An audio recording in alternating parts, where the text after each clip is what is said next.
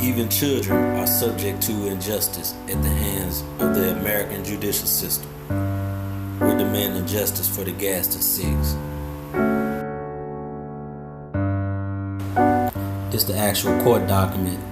The court, when he sent out the summonses on April 15th, 1988, when we all signed for him. You can see the date right there on the left. This document right here is the actual judicial summons that was sent out on April 15th. It shows without any shadow of a doubt that the hearing date was set for April 28, 1988 at 9:30 p.m. But the record showed that this hearing was never held.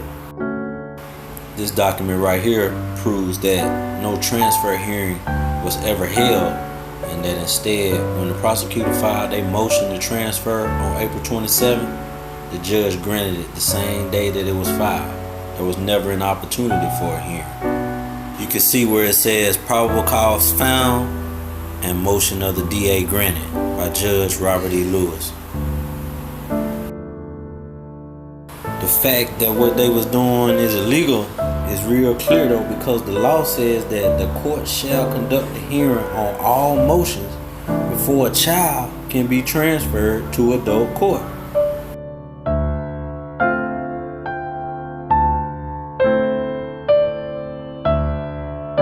And the fact that no transfer hearing was held before they transferred us to adult court is not even debated, because on May the 12th, 2008, Judge William Ray issued this order right here acknowledging the fact that there is no record of any hearing occurring on April 28, 1988.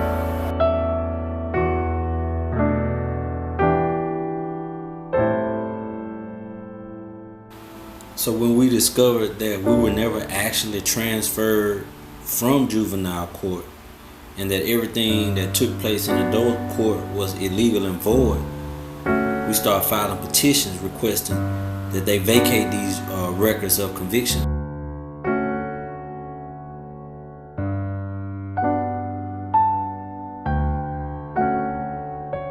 You know, by this time we had 20 adult convictions. We had over 170 years that we were sentenced to, and we had been to prison on these convictions, and they then turned around and used them as sentence enhancers on the habitual offender law to give Archie Hamlet life without parole, Melvin Ray life without parole. When Fred Brown was charged in federal court, they used these to enhance his sentence. Steve Stewart, Curtis Richardson, they had convictions enhanced because of these Edouard Prize too.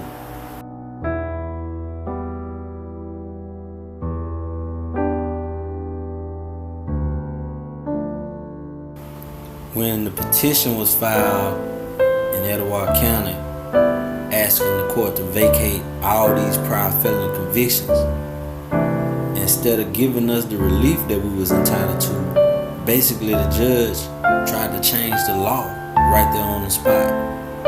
The judge said that the reason why we didn't receive a hearing is because one of us had been previously certified in another court, in another jurisdiction. And he cited this law right here, 1215-203 H&I, to support that. So when I pulled up and researched the law, I find out that the law does not state what the judge was implying. It doesn't say anything about a prior certification. The law says that there must be a conviction or an adjudication as a youthful offender of the child in adult court previously before the transfer can go down without a hearing. So this talk about a prior certification, it was nothing but a continuation of what they did back in March 24th, 1988. They refusing to right their wrong and give us justice. You know, just so it ain't no debate or it ain't no doubt, I even went and got the record that the judge was talking about in the prior certification. It shows for itself, first of all, that youthful offender status was denied in September 1988, and that the conviction was not had until October the 5th, 1988. So there is no way that he can try to imply that a prior certification satisfied the legal standard to transfer us to adult court. Now is the time.